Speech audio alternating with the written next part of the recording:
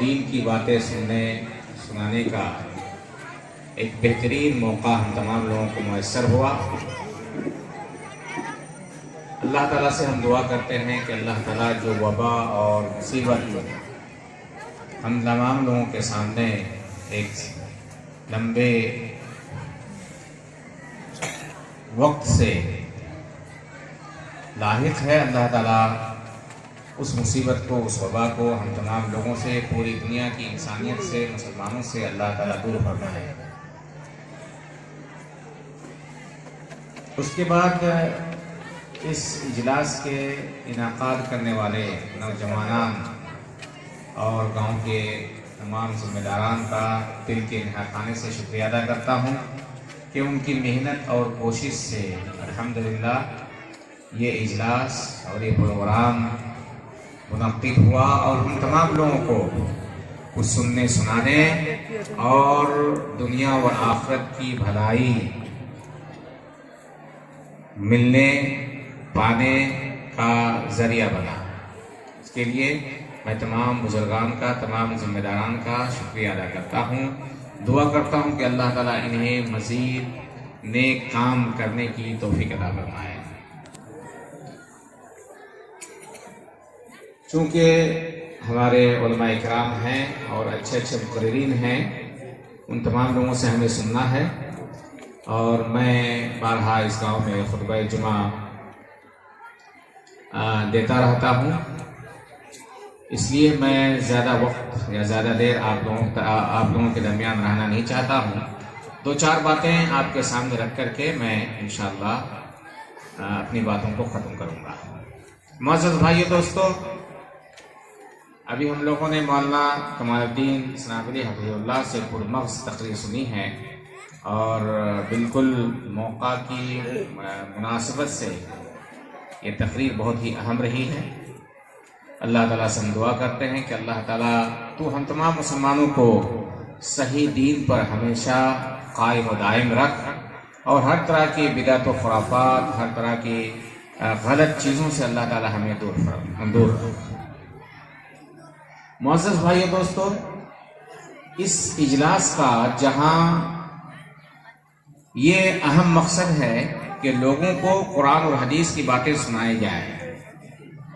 دعوت و تبلیغ، بھلائی کا حکم دینا، برائی سے روکنا، عوام الناس کی اصلاح کرنا، لوگوں کو قرآن اور حدیث کی بات سنانا، اس کے ساتھ ساتھ ایک اہم نقطہ ہے، اور وہ بھی عبادت ہے، وہ بھی دین کا حصہ ہے، اور بہت ہی اہم حصہ ہے۔ وہ یہ ہے کہ مسجد کی تعمیر، بالخصوص جامع مسجد کی تعمیر کاری، جامع مسجد کے بقایا کام میں حصہ لینا، یہ اہم مقصد ہے۔ دعوت و تبلیغ کے ساتھ، اصلاح کے ساتھ، یہ سب سے اہم مقصد ہے، اور یہ بھی دعوت و تبلیغ کا ایک حصہ ہے، عبادت کا ایک حصہ ہے، اور مذہب اسلام پر چلنے والوں کا یہ امتیاز ہے، خصوصیت ہے کہ اس مذہب کے ماننے والے، قرآن و حدیث کے ماننے والے مسلمان الحمدللہ ہر کام میں، ہر اچھے کام میں بڑھ چڑھ کر حصہ لیتے ہیں۔ صدقہ و خیرات یہ اس قوم یا اس مذہب کے ماننے والوں کی خصوصی پہچان ہے۔ صرف اتنا نہیں، بلکہ جس مذہب کو، جس دھرم کو، جس دین اور شریعت کو ہم مانتے ہیں، اس دین اور شریعت میں ایک اہم فریضہ ہے، رکن ہے اسلام کا، وہ ہے زکوٰۃ ادا کرنا، یعنی اللہ تعالیٰ کے راستے میں خرچ کرنا۔ یہ سب سے اہم چیز ہے، یہ ایسی چیز ہے اس کے ذریعے آپ کو دنیا میں سکون ملتا ہے۔ آپ خرچ کیجئے نیک نیتی کے ساتھ، اخلاص کے ساتھ، اللہ کو خوش کرنے کے لیے، اللہ کی رضا کے لیے۔ آپ کو صدقہ کرتے وقت، خیرات کرتے وقت، دان دیتے وقت خوشی میسر ہوگی، دل کو سکون ملے گا، شرح صدر ہوگا، اور دنیا کے ساتھ ساتھ آخرت کے لیے آپ کا ذخیرہ بن جائے گا۔ قرآن کریم نے جہاں اللہ تبارک و تعالیٰ نے مختلف عبادات کا حکم دیا ہے، فلاں عبادت کرو، بدنی عبادت، جسمانی عبادت، زبان کے ذریعے، ہاتھ کے ذریعے، جسم کے ذریعے، وہاں اللہ تبارک و تعالیٰ نے مالی عبادت کا بھی حکم دیا ہے۔ مالی عبادت، اللہ کے راستے میں خرچ کرنا، اخلاص کے ساتھ، نیک نیتی کے ساتھ، غریبوں کی مدد کرنا، یتیموں کی مدد کرنا، بے سہارا لوگوں کا سہارا بننا، بلکہ اسلام کا ایک اہم فریضہ ہے زکوٰۃ ادا کرنا، فرض ہے ہر مسلمان پر، ہر مالدار مسلمانوں پر فرض ہے سال میں ایک مرتبہ زکوٰۃ ادا کرنا۔ آپ کی زمین سے جو اناج پیدا ہو، اس اناج میں سے 10واں حصہ یا 20واں حصہ تفصیل کے ساتھ اللہ کے راستے میں خرچ کرنا یہ فرض ہے۔ اگر آپ نہیں کرتے، اللہ کے راستے میں خرچ نہیں کرتے، جو فرض زکوٰۃ ہے، فرض صدقہ ہے، اس میں اگر آپ حصہ نہیں لیتے تو آپ کی دنیا میں بھی آپ کو سکون نہیں مل سکتا، بے چینی ہوگی، ہر اعتبار سے آپ کو خسارہ ہوگا، اور آخرت میں بھی آپ کو بے چینی نصیب ہوگی۔ اس لیے میرے محترم بھائیو دوستو، یہ جو اہم عبادت ہے صدقہ جسے کہتے ہیں، اپنے لیے، اپنے اولاد کے لیے، اپنے گزرے ہوئے لوگوں کے لیے، اپنے رشتہ داروں کے لیے، اپنے والدین کے لیے ضرور کریں، زندگی کا لازمہ بنائیں۔ جس طرح نماز آپ پڑھتے ہیں زندگی کا لازمہ ہے، آپ ذکر اذکار کرتے ہیں، آپ اچھے اچھے کام کرتے ہیں، اسی طرح زندگی کا بلکہ روزانہ کا ایک معمول بنائیں کہ اللہ کے راستے میں میں روزانہ کچھ نہ کچھ ضرور خرچ کروں گا۔ آپ کے دروازے پہ فقیر آیا ہے تو آپ کے اندر خوشی کی لہر دوڑ جانی چاہیے۔ بہت سارے بد نصیب ہیں، بہت سارے بد نصیب ایسے ہیں کہ اگر ان کے دروازے پہ ایک مانگنے والا آ جائے، ایک فقیر آ جائے، ایک محتاج آئے، تو ان کا چہرہ بجائے اس کے کہ خوشی سے جھوم اٹھے، وہ چہرہ سیاہ کر لیتا ہے، دروازہ بند کر لیتا ہے، وہ چاہتا نہیں کہ اس کے دروازے میں فقیر آئے۔ یہ اس انسان کی بد نصیبی ہے میرے بھائیوں۔ آپ کو اللہ تبارک و تعالیٰ نے یہ نہیں کہا ہے کہ آپ کے پاس جو نہیں ہے وہ بھی خرچ کیجئے۔ اللہ تبارک و تعالیٰ نے آپ کو اتنا ہی کا مکلف بنایا ہے جتنی کہ آپ کے پاس طاقت ہے۔ لا یکلف اللہ نفسا الا وسعها، لا یکلف اللہ نفسا الا وسعها۔ تکلیف ما لا یطاق، جس کی طاقت نہیں آپ نہ کریں، لیکن اگر آپ کے پاس کچھ بھی ہے آپ ضرور صدقہ کریں۔ بخاری کی روایت ہے، ایک عورت اپنے دو بچے کے ساتھ حضرت عائشہ رضی اللہ عنہا کے دربار میں حاضر ہوتی ہے، آ کر کچھ مانگتی ہے۔ گھر میں کچھ بھی نہیں ہے، گھر میں کچھ بھی نہیں ہے، ایک کھجور ہے، کھجور کا ایک دانہ، ایک کھجور، چاہے چھوٹی کھجور ہو بڑی کھجور ہو، ایک کھجور بڑا ایک کھجور ہے۔ حضرت عائشہ وہی ایک کھجور اس عورت کے ہاتھ میں دے دیتی رضی اللہ عنہم اجمعین۔ وہ عورت اسے لیتی ہے اور لے کر کے اسے دو حصے میں تقسیم کر کے دو بچے کے ہاتھ میں تھما دیتی ہے۔ ایک کھجور بھی آپ صدقہ کر سکتے ہیں، 1 روپیہ بھی آپ صدقہ کر سکتے ہیں، آپ آدھا روپیہ بھی اللہ کے راستے میں صدقہ کر سکتے ہیں، لیکن صدقہ کرتے وقت یہ یاد رکھنا کہ اگر آپ نے طیب خاطر خوشی اللہ کے راستے میں خرچ کیا ہے تو اللہ تبارک و تعالیٰ اسے اپنے ہاتھ میں لیتا ہے، اسے اللہ تبارک و تعالیٰ اپنے ہاتھ میں لیتا ہے، اور اس صدقے کو اللہ تبارک و تعالیٰ بڑھاتا رہتا ہے یہاں تک کہ وہ پہاڑ کے برابر ہو جاتا ہے۔ خوشی صدقہ کرنا میرے بھائیوں، خوشی صدقہ کرنا، اللہ کے لیے صدقہ کرنا، اللہ کی رضا کے لیے صدقہ کرنا۔ صدقہ کرنے سے آپ کو سکون میسر ہوگا، صدقہ کرنے سے آپ کے نامہ اعمال میں اضافہ ہوگا، آپ کے اعمال میں اضافہ ہوگا۔ صدقہ کرنے سے اللہ تبارک و تعالیٰ آپ کی روزی میں برکت دے گا، صدقہ کرنے سے اللہ تبارک و تعالیٰ آپ کے گھر میں آنے والی مصیبت کو ٹال دے گا،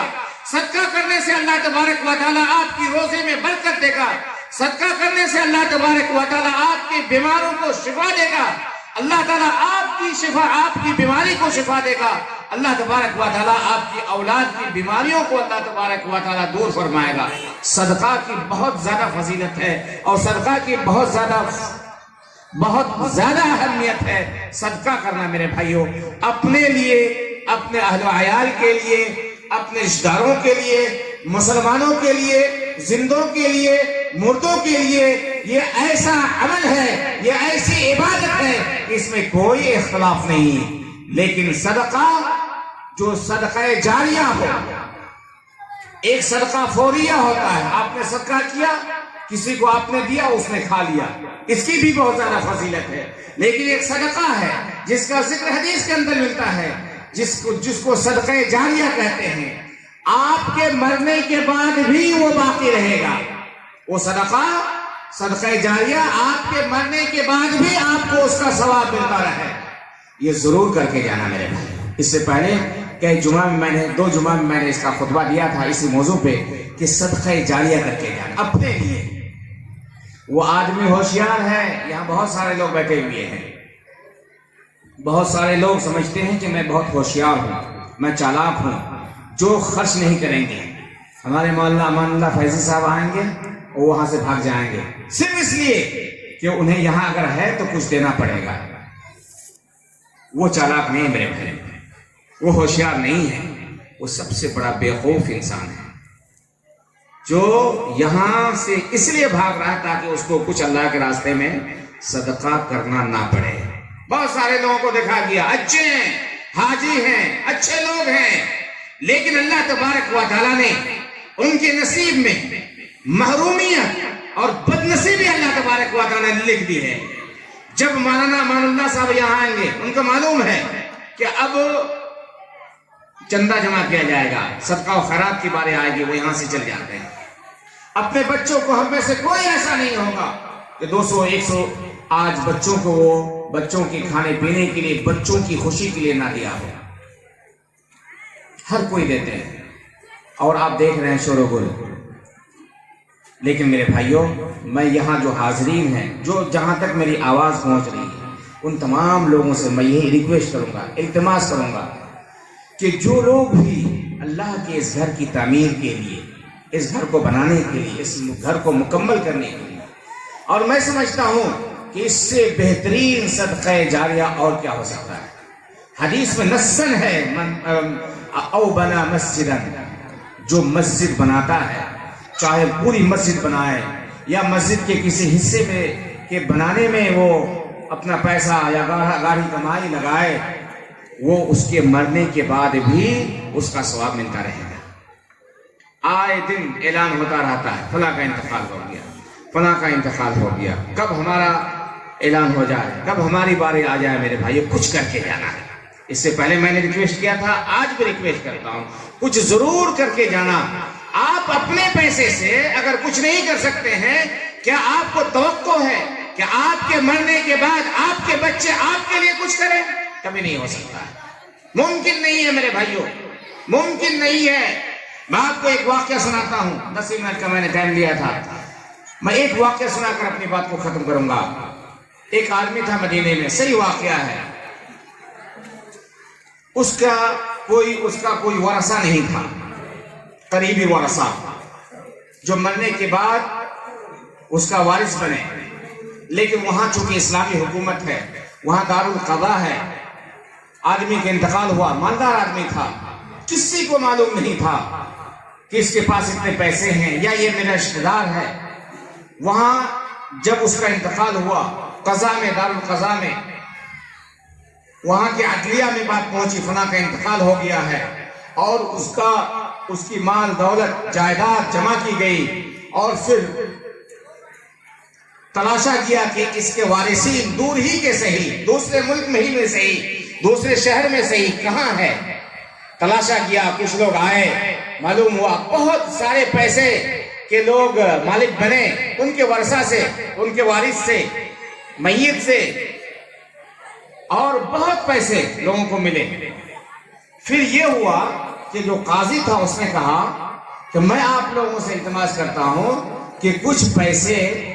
یہ آدمی کس حالت میں دنیا سے چلا گیا ہے، اس میں سے کچھ پیسے آپ لوگ دے دیں تاکہ اس پیسے سے ایک بڑی مسجد بنائی جائے اور اس کے لیے، اس آدمی کے لیے صدقہ جاریہ بن جائے۔ تمام ورثاء جن کو کوئی فکر نہیں تھی، جو نہیں جانتے تھے کہ اس کے مال میں سے مجھے کچھ ملے گا، کچھ بھی معلوم نہیں تھا، لیکن بیک آواز ہو کر تمام لوگوں نے انکار کر دیا کہ نہیں، ہمیں مال کی ضرورت ہے اور ہم اپنا جو حصہ ہے اس کو ہم چھوڑ نہیں سکتے۔ معزز بھائیو دوستو، آپ کے پیسے سے اگر آپ صدقہ جاریہ نہیں کر سکتے ہیں، آپ کے پیسے سے آپ اگر اپنی آخرت کو نہیں بنا سکتے ہیں، تو آپ کی اولاد، آپ کے بچے آپ کے لیے کبھی خرچ نہیں کریں گے۔ یہ بہترین موقع ہے، اس سے اچھا موقع نہیں ملے گا۔ آپ کے گاؤں کی مسجد، جامع مسجد، کچھ پیسے کے لیے کچھ کام باقی ہے، یہاں کے نوجوانوں نے اس طرح کا پروگرام منعقد کیا ہے، ہم تمام لوگوں کے لیے خوشی کی بات ہے۔ ہم تمام لوگ آئیے مل کر کے اس مسجد کو، اس جامع مسجد کو بنائیں، اور جس سے جتنا ہو سکے وہ ضرور اس مسجد کے تعاون میں حصہ لیں، اور یہ سوچ کر کے لیں کہ انشاءاللہ یہ جامع مسجد ٹوٹنے والی نہیں ہے، کب تک یہ قائم و دائم رہے گی، اور جب تک یہ مسجد قائم رہے گی، جب تک لوگ مسلمان اس مسجد میں نماز پڑھتے رہیں گے، انشاءاللہ ہم زندہ رہیں گے، پھر بھی ہم مرنے کے بعد پھر بھی اللہ تبارک و تعالی ہمیں، ہمارے اجر کو اللہ تبارک و تعالی جاری و ساری رکھے گا۔ بہترین صدقہ جاریہ ہے، اس لیے آئیے ہم تمام لوگ بڑھ کر کے اس میں حصہ لیں۔ ابھی ہمارے مولانا آئیں گے، امان اللہ صاحب آئیں گے، فیضی صاحب، اور کچھ تقریر کرنے کے بعد کچھ دیر آپ چندہ کریں گے، کلیکشن کریں گے، لیکن یاد رکھنا میرے بھائیوں، کوئی ضروری نہیں کہ آپ مولانا کے ہاتھ میں دیں، وہ آپ کا نام لیں اور پھر آپ خوش ہو، نہیں۔ یہاں 10-5 منٹ کے اندر اندر آپ اپنے پیسے کو یہاں تک پہنچا دیجئے۔ اللہ کی رضا کے لیے اللہ تبارک و تعالیٰ سب کو جانتا ہے، کوئی ضروری نہیں کہ مولانا آپ کو زبردستی آپ سے لیں، اپنے دل کو خوشی کے ساتھ، شرح صدر کے ساتھ، ثواب کے لیے، نیکی کے لیے، اپنے صدقہ جاریہ کے لیے، اپنی دنیا کے لیے، اپنی آخرت کے لیے، اپنی اولاد کے لیے، اپنی روزی روٹی کے لیے، اپنے دین کو بچانے کے لیے، اسلام کی اس قلعہ کی حفاظت کے لیے ضرور آپ لوگ یہاں پہ صدقہ و خیرات کریں گے۔ اور بہت جلد 10-15 منٹ کے اندر، یہ نہیں کہ یہاں مولانا گاتے رہیں گے اور آپ لوگ آئیں گے اور باری باری آئیں گے، ایسا نہیں ہے۔ جس سے جو ہوگا اور زیادہ سے زیادہ آپ تعاون